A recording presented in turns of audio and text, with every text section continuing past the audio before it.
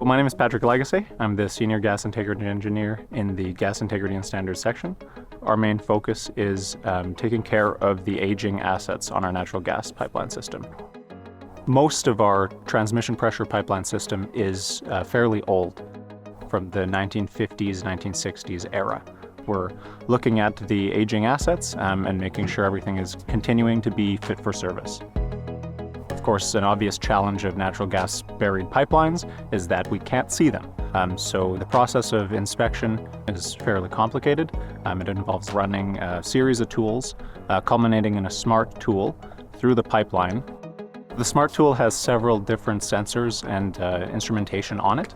And so the tool is inserted, and then it's propelled through the pipeline and then retrieved at the exit barrel. So this allows us essentially to non-destructively examine from the inside of the pipe and be able to find any pipe imperfections that might be considered defects on the outside of the pipe. And then we are able to determine which sites are priority for inspection and repair.